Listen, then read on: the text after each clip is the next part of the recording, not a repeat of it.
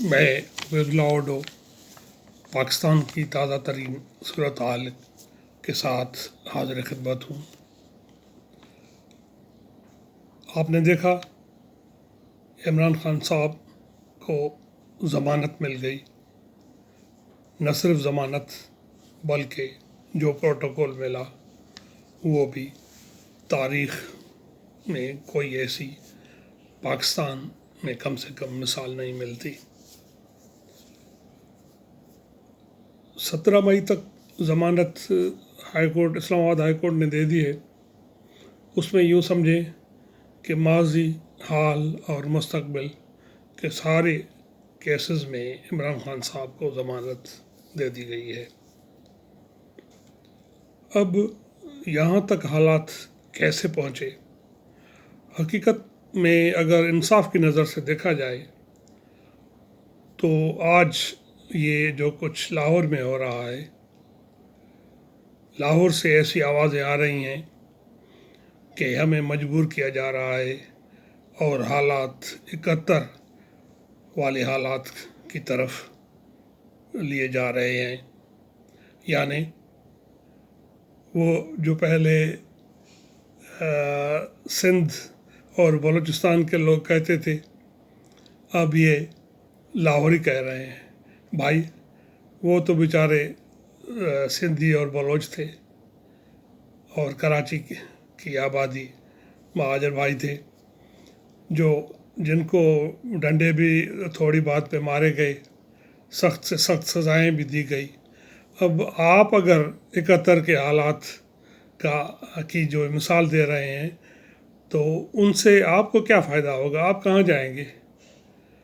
آپ سے تو سب یہ کہتے تھے کہ ہماری جان چھوڑو، لیکن اب آپ کہتے ہیں کہ ہماری جان چھوڑو۔ کس کو کہہ رہے ہیں آپ؟ فوج آپ کی، عدلیہ آپ کی، اور آپ کو کیا چاہیے؟ اتنا انصاف آپ کی خواہش پہ آپ کو مل رہا ہے۔ یہ ایک پاکستان کی تاریخ کا ایک عجیب موڑ ہے کہ اس طرح جو طاقتیں ہیں، اصل طاقتیں ہیں، وہ بٹ گئی ہیں۔ کیونکہ آپ کو پتہ ہے، اور میں نے اپنے پچھلے ویلاگ میں بھی کہا تھا کہ عمران خان صاحب کو جب ہائی کورٹ اسلام آباد ہائی کورٹ سے گرفتار کیا گیا تو وہ اتنے پر اعتماد بیٹھے تھے، تو میں نے یوں کہا کہ شاید ان کو اپنے پیر مرشد پن کی پیرنی صاحبہ سے تسلی دی گئی ہے کہ آپ کو کچھ نہیں ہوگا، یا پھر یہ ہے کہ ان کو یہ امید ہے کہ ان کو پاکستان کے اندر ہی امداد ملے گی اور وہ ان کی جان چھوٹ جائے گی، یا پھر باہر کے ملکوں سے ان کو امداد کی تسلی ہے۔ جہاں تک باہر کی بات ہے تو عمران خان صاحب نے اپنے دور میں امریکہ کے ساتھ بھی حالات خراب کر دیے تھے۔ حالانکہ جنرل باجوہ امریکہ کے کہنے پہ انہوں نے چین سے یہ جو سی پیک کے جو بھی کام تھے، 3 اور پروجیکٹ تھے، وہ بھی سٹارٹ نہیں ہو سکے، تو وہ امریکہ کے کہنے پہ تھے۔ لیکن عمران خان صاحب نے اپنی ناتجربہ کاری میں امریکہ کے ساتھ بھی حالات بگاڑ دیے۔ حالانکہ لیاقت علی خان سے لے کر اب تک جو امریکہ کے ساتھ تعلق رہا ہے، چین کی اتنی دوستی کے باوجود بھی پاکستان کی یہ مجبوری ہے کہ وہ امریکہ سے نہ بگاڑے رکھے۔ امریکہ نے کئی مواقع پہ پاکستان کی امداد بھی کی ہے۔ عربوں کے ساتھ عمران خان نے بگاڑا، ان کے ساتھ وہ حالات خراب ہو گئے۔ معاشی طور پہ آپ نے دیکھا سی پیک جتنا بڑا پروجیکٹ تھا، اب وہ موضوع بحث ہے کہ یہ کیسے ہوگا، کیوں ہوگا۔ بہرحال جو بھی اب تک ہوا ہے تو اس میں سی پیک جو ہے پاکستان کے معاشی فائدے میں جا رہا ہے، لیکن یہ سارے کام بگاڑ رکھے تھے۔ تو باہر کی امید بھی، اور اب جو کچھ ہے یہ اسرائیل اور انڈیا کا کہتے ہیں، انڈیا تو پاکستان کا دشمن ہے، اسی طرح اسرائیل بھی، انڈیا اسی طاق میں ہے کہ یہ بھیڑیا جہاں بھی اپنے شکار کو زخم دیکھتا ہے یا اس کی وہ کمزوری دیکھتا ہے وہیں سے پکڑتا ہے، تو وہ پاکستان کی کمزوری کی طاق میں ہے۔ اب بھی جب یہ حالات ایسے ہو گئے ہیں تو انڈیا میں جو یہ تبصرے کیے جا رہے ہیں، ظاہر ہے انڈیا تو پاکستان کے خلاف ہی ہے۔ آپ نے دیکھا عمران خان صاحب کے دنوں میں کشمیر کا مسئلہ وہیں ٹھپ ہو گیا اور اس کو آگے بڑھنے نہ دیا گیا۔ یعنی انڈیا یوں سمجھے مسلمانوں کی جو انہوں نے حالت کی انڈیا میں، اور یہ ایک پھر سے جو ہے انڈیا کے اندر انہوں نے فلسطین بنایا۔ کشمیر میں تو وہ ظلم ہوا، لیکن جو مسلمان انڈیا میں رہتے ہیں انڈیا والوں نے ان کے ساتھ بھی بڑے مظالم کیے، لیکن پاکستان سے کوئی بھی آواز، وہ جو ترستے رہتے ہیں انڈیا کے مسلمان کہ پاکستان سے ہمارے لیے کوئی مدد آئے گی، لیکن مدد تو کجا، آواز تک نہ آئی۔ اسی طرح عمران خان صاحب کو جو سب سے بڑا گلہ ہے وہ جنرل فیصل نصیر سے ہے جو ڈی جی سی ہیں۔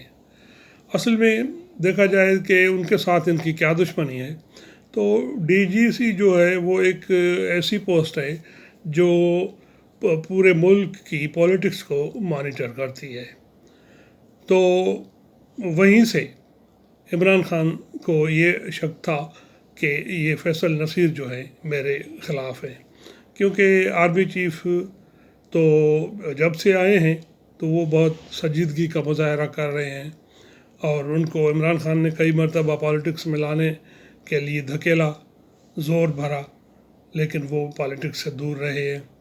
اور اسی طرح وہ کوئی ایسا انہوں نے انتہائی قدم بھی نہیں اٹھایا جس سے یہ ثابت ہو کہ وہ پی ڈی ایم کی فلی سپورٹ میں ہے۔ ظاہر ہے اس وقت جو حالات ہیں تو اس میں تو یہ سب کچھ بٹ گیا ہے، تو اب تو اسٹیبلشمنٹ جو ہے کسی طرح بھی ان کو پاکستان کو ڈیفینڈ کرنا ہے۔ یہ حقیقت میں تھوڑا صبر سے کام لیتے، صبر بھی کیونکہ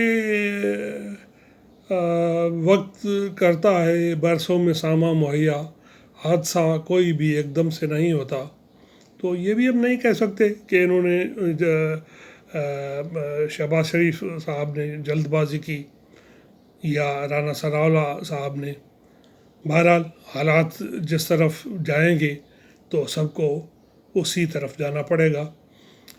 بہرحال یہ جو 3 تبدیلیاں ہیں، مین تبدیلیاں، ایک جو بندیال صاحب کی ہے، ان کی مدت چیف جسٹس کی وہ ستمبر میں پوری ہو رہی ہے، اگست میں پاکستان کے پریزیڈنٹ کا جو ہے ٹائم وہ بھی پورا ہو رہا ہے، اور اگست کے لگ بھگ نئے لیفٹیننٹ جنرلز کے پروموشنز ہوں گے، کیونکہ اس وقت جو ہے کافی کہتے ہیں کہ یہ جو گورنمنٹ بھی مجبور ہو جاتی ہے اور چیف آف آرمی اسٹاف بھی مجبور ہو جاتا ہے، وہ اس لیے کہ وہاں کے بھی کافی جنرلز جو ہیں وہ اس وقت ان کے عمران خان کے حامی ہیں، اور یہی حقیقت میں انہوں نے پاکستان کے ہوتے ہوئے، یعنی جیسے ہی پاکستان وجود میں آیا تو انہوں نے چھوٹے صوبوں کے ساتھ ناانصافیاں کی۔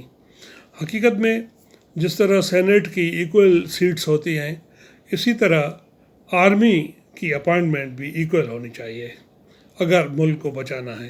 چلو ایکول نہیں بھی، آدم شماری جو ہے اس کے مطابق یہ لوگ ہونے چاہیے۔ یعنی اب تو یہ ہے کہ دوسرے سے بھی آرمی میں آ رہے ہیں، بلکہ وہ خود چاہ رہے ہیں کہ یہ لوگ آئیں۔ اگر سندھی، بلوچ، مہاجر، ہمارے جو بھائی ہیں انڈیا سے آئے ہوئے، ان کی بھی اتنی نمائندگی ہوتی آرمی میں تو اب یہ حالات نہ ہوتے۔ اب آپ دیکھ رہے ہیں کہ آرمی کا ریٹائرڈ جو پورشن ہے کافی بڑا، وہ بھی عمران خان صاحب کی حمایت میں ہے۔ اس وقت جو آرمی میں بیٹھے ہوئے ہیں وہ بھی، ان کی فیملیز بھی جو ہے وہ عمران خان صاحب کی فیور میں ہیں۔ اسی طرح جوڈیشری تو ایک پلاننگ کے تحت بنائی گئی تھی. وہ آپ نے دیکھا کہ پاکستان کی تاریخ میں کبھی ایسا نہیں ہوا کہ چیف جسٹس صاحب کسی مجرم کو جس پہ الزام ہو کہ یعنی کیس جس کا ہو کہ اس نے 50 ارب سے زیادہ کا یہ کیا ہے، وہ الگ بات ہے، وہ پروو ہو کہ وہ صحیح ہے یا غلط ہے، لیکن اس وقت تو کیس ہے. اس کے لیے چیف جسٹس صاحب فرمائے کہ آپ کو دیکھ کر بہت خوشی ہوئی. تو یہ تو ایسے جو حالات ہیں یہ سب ان کو ہی بھگتنے پڑتے ہیں. اگر انہوں نے انصاف کیا ہوتا، سب صوبوں کو نمائندگی دی ہوتی تو آج ایسا نہ ہوتا. بہرحال پھر بھی یہ جو حالات ہیں ان میں ہارے گا وہی جو ہمت ہارے گا، کیونکہ اب تو لڑائی اس پیک پہ پہنچی ہے کہ کسی کو بھی اس سے پیچھے ہٹنا نہیں. عمران خان صاحب آپ دیکھ رہے ہیں وہ اتنے پر اعتماد ہیں اور وہ کسی بھی طرح شکست نہیں مانیں گے.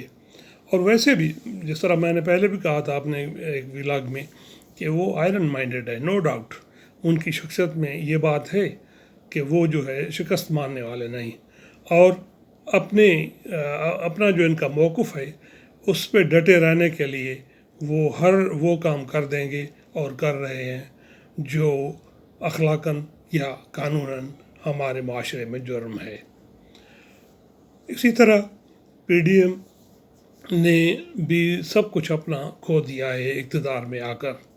اگر اقتدار میں جیسے ہی یہ آئے تھے تو اسی وقت اگر یہ انتخابات کروا لیتے تو شاید ماحول کچھ اور ہوتا، اور ان کو کرنا تو یہ چاہیے تھا کہ باجوہ کے ہوتے ہوئے یہ سارے اپنے کام کروا لیتے، لیکن حالات پہ کسی کا کنٹرول بھی نہیں ہوتا. اچانک کوئی سچویشن کریٹ ہوتی ہے تو سب بے بس ہو جاتے ہیں. بہرحال اب تو انہوں نے اپنی کشتیاں بھی جلا دی ہیں.